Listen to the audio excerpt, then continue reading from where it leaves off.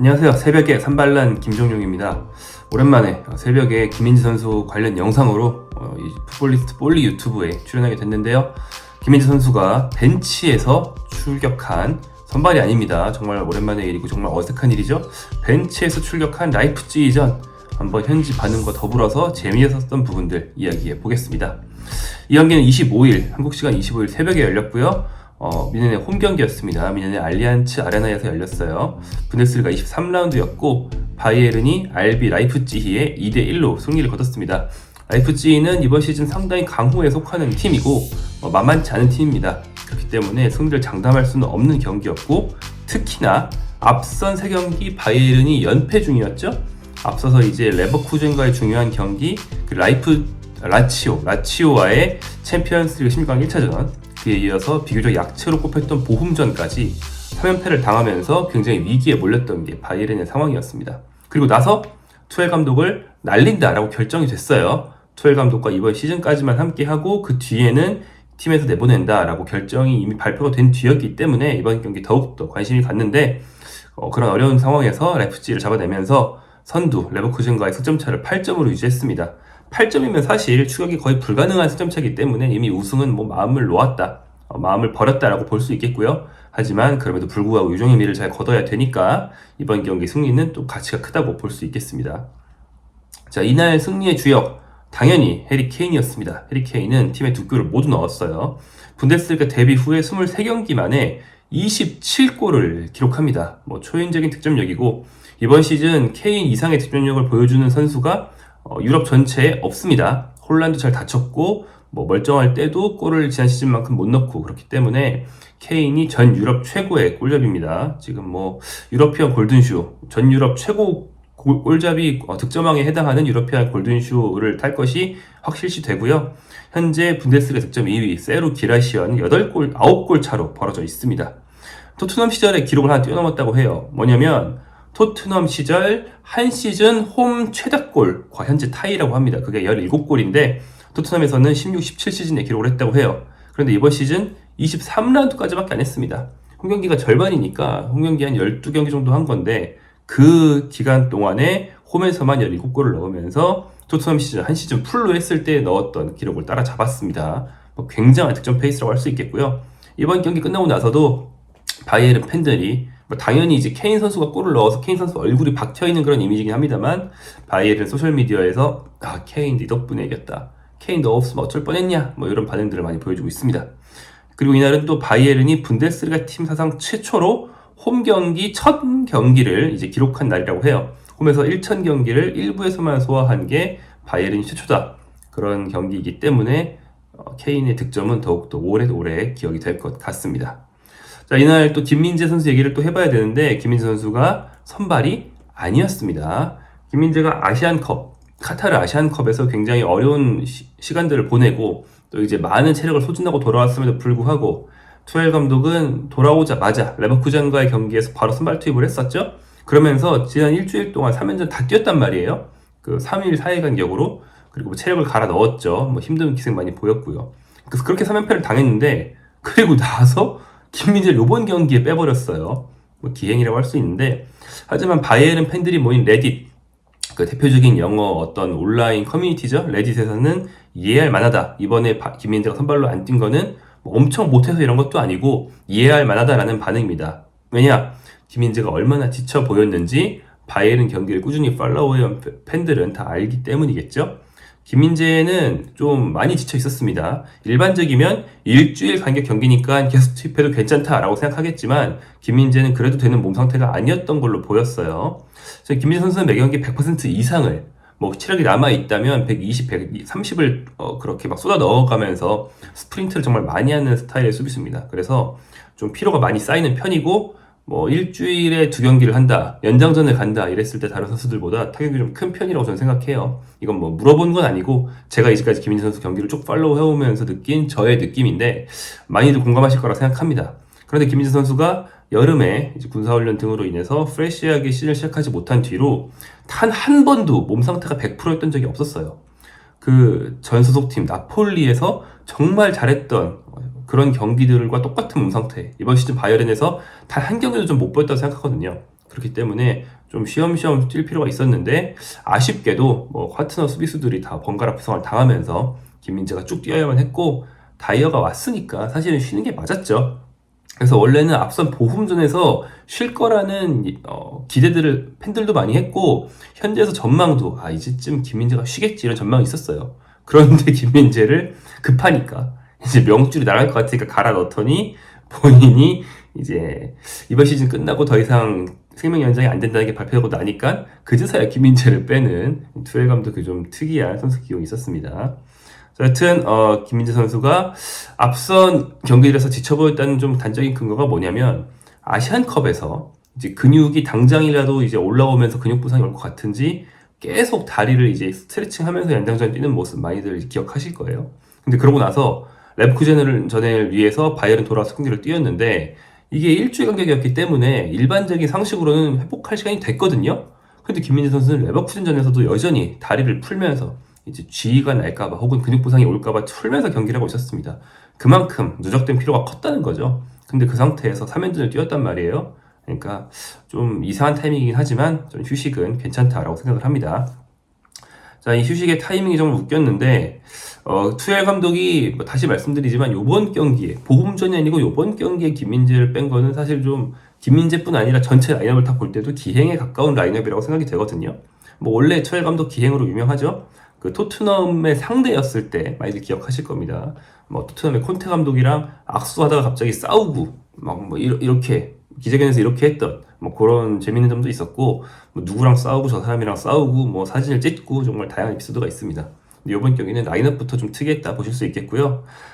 경기 중에도 투엘의 독특한 행동이 이어졌습니다. 일단 번쩍이는 은색 철가방 같은 걸 가져와서 앉아서 봤어요. 그러니까 뭐 눈에 안 띄는 아이스박스에 앉아서 보는 감독들은 많이 있었지만 철가방 소리가 솔직히 뭔지 모르겠는데 그 위에 앉아서 굉장히 눈에 띄는 상태에서 경기를 혼자 보고 있는 거를 저희 현장에서 이제 경기를 취재한 정재현 기자, 저희 영상 출연해주시는 정재현 기자도 정말 재밌다고 찍어서 저한테 보내주더라고요. 그런 모습도 있었고 정말 특이했던 건 득점했을 때 케인 선수가 선제골을 넣었을 때 다들 벌떡 일어나가지고 환호를 했단 말이에요.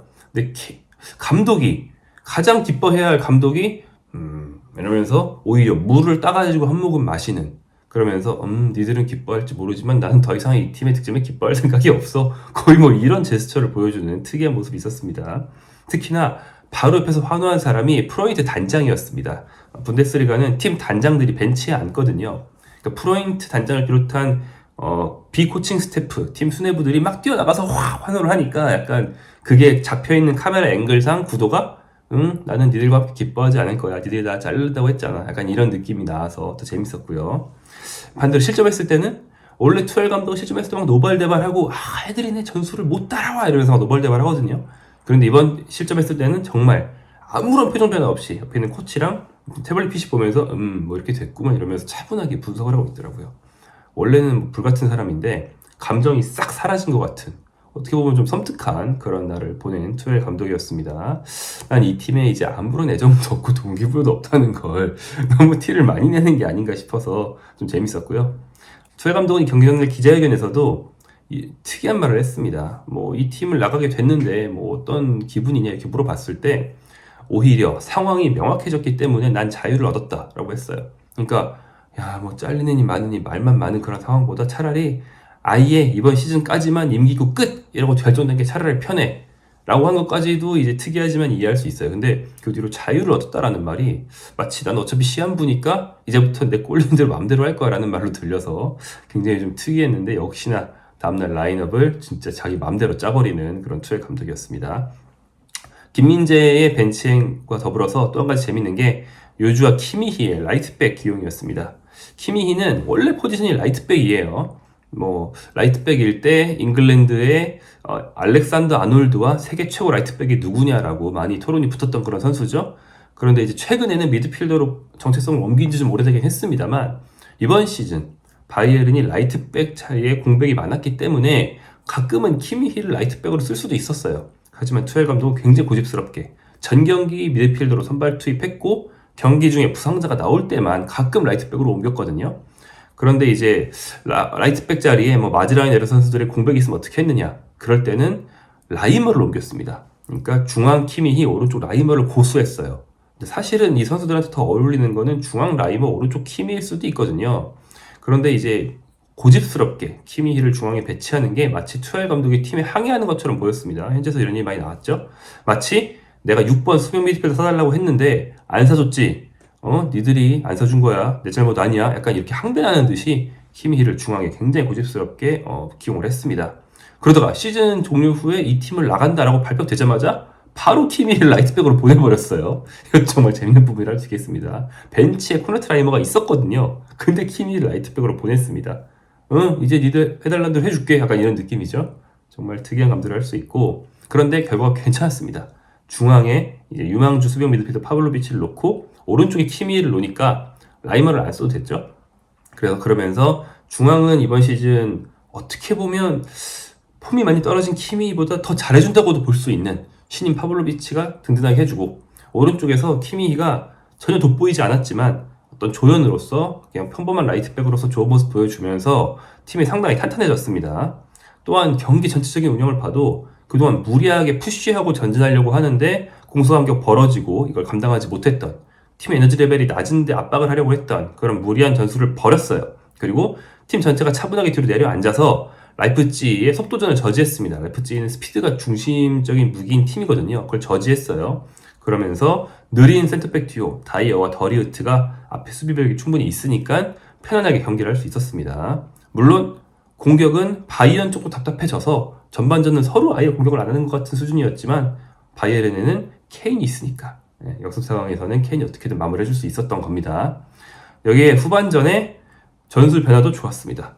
상대 라이프치히가 장신 공격수 포울센을 넣으면서 변화를 주자 바로 센터백 김민재를 추가 투입하면서 3백 전환, 그리고 공격진에서도 무시할라를 빼고 장신인 1선 겸 2선 자원 슈퍼무팅을 넣으면서 최전방도 역시 높이 강화, 이러면서 앞뒤를 다 탄탄하게 이제 좀 힘을 강화하고 중앙은 좀 얇아지더라도 좀 다이렉트한 좀 롱볼 위주 플레이를 대비하는, 약간 이제 국내 축구 팬들은 최근 감독 시절에 전북 닭공 후반 운영이 생각나는 그런 막판 롱볼 운영을 했는데 이게 결국에는 승리로 이어졌죠.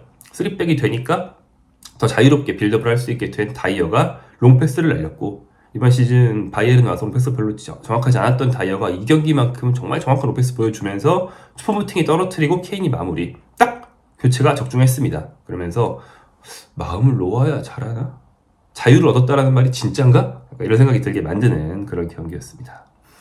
또 재밌는 게 다이어 입장을 좀 보면요, 케인을 보러 온 사우스게이트 감독, 잉글랜드 대표팀 감독이 다이어의 좋은 활약을 보고 갔다는 게 또 재밌습니다. 사우스게이트는 프리미어리그 안에서 바쁘게 돌아다니면서 경기들 정말 많이 보는 걸로 유명하죠. 근데 이날은 뮌헨까지 왔어요. 당연히 케인을 주로 보러 온 거겠죠. 케인이 골을 넣었을 때 흐뭇하게 웃으면서 벌떡 일어났거든요. 그리고 케인의 골 상할 때 아까 말씀드린 것처럼 간만에 정확한 롱패스, 자신의 특기를 보여준 다이어의 활약도 있었습니다. 바이에른에 온 뒤에 경기력이 매 경기 다 좋은 건 아니었는데 그래도 아주 못한 날은 별로 없었거든요. 이날은 그 중에서도 조금 더 좋은 날에 해당한다고 볼 수 있겠어요. 팀도 이겼고, 그런 것을 사우스게이트에 보여주면서 어쩌면 올 여름에 유로에 나갈 수도 있지 않나 라는 생각을 좀 하게 만들었습니다. 작년 내내, 2023년 내내 다이어는 대표팀 뽑힌 것도 한 번인가 밖에 없었고 아예 못 뛰었습니다. 토트넘에서는 완전 후보로 밀렸었으니까 뛰는 게 이상하죠. 근데 이제 잉글랜드 센터백진을 보면 사실 비집고 들어갈 구멍이 없는 건 아니에요. 지난 1년 동안 뽑힌 센터백들이 스톤스, 맥과이어, 게히, 토모리, 콘사, 덩크, 밍스 이런 선수들인데 이 선수들도 100% 입지가 안전한 선수들은 몇 명 없거든요.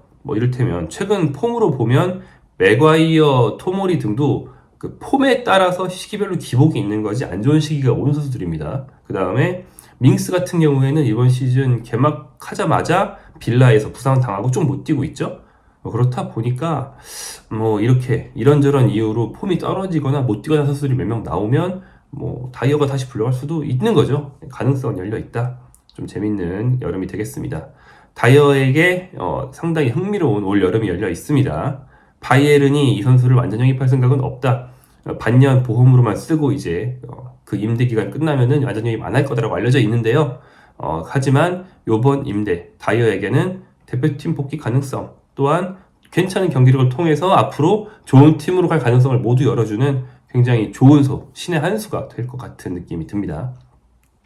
자, 평점 간단히 보고 마치겠습니다. 경기 직후에 제가 영상을 찍고 있기 때문에 직후에 평점을 공개한 매체만 제가 말씀드릴 수 있는데, 독일 매체들은 바로 잘 안 나오거든요. 그래서 몇몇 매체만 보면 후스코어드의 이제 AI 평점, 사람이 매기는 게 아니고 세부 기록 기준으로 산출되는 평점을 보면 케인 당연히 8.4로 최고였습니다. 경기 최고. 그 다음에 자말 무시할라야 7.4.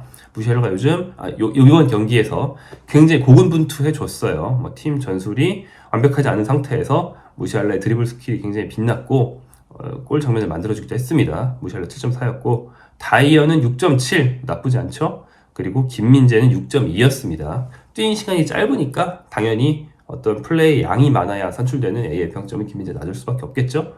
실제로 한 게 많지 않았어요. 다음 원풋볼 케인에게 8점을 줬고요. 노이어와 무시할라에게 7점을 줬습니다. 근데 그 밖에 필드 플레이어들은 빅매치에서 이겼음에도 불구하고 혹평 세리한 게 진짜 웃긴데, 다이어와 더리우트 모두 5점입니다. 니들이 한 게 뭐가 있냐? 이긴 거는 노이어가 맞고 케인이 넣어서 이긴 거 니들이 뭐 했냐? 이런 관점이에요. 전 너무 박하다고 생각하긴 합니다. 너무 낮은 것 같아요.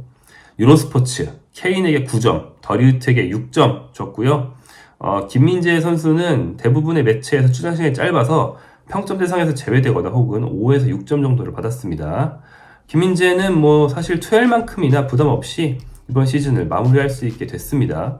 부담이 뭐가 있겠습니까? 이제 시즌 사실상 끝난 그런 분위기예요. 바이에른은 레버쿠젠을 추격하는 게 불가능하다고 현지에서 여기고 있거든요. 그리고 챔피언스 리그 라이치오 상대로는 역전해서 8강 갈 수도 있겠지만 요 전력, 요 전술로는 우승은 절대 못한다, 이런 분위기거든요. 그래서 좀 부담 없이 시즌을 치를 수 있는데, 이번 경기도 그랬듯이 부담이 없을 때 오히려 성적이 올라가는 경우도 있습니다. 그렇기 때문에 유종의 미를 거둘 때까지 좋은 경기력 보여줄 것으로 제가 기대를 하고 있고요. 특히나 김민재 선수는 오히려 이렇게 쉬엄쉬엄 하면서 뛰었다 안 뛰었다 하면서 경기력이 올라올 수 있어요.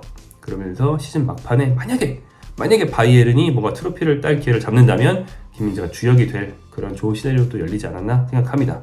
갈아넣기는 그만.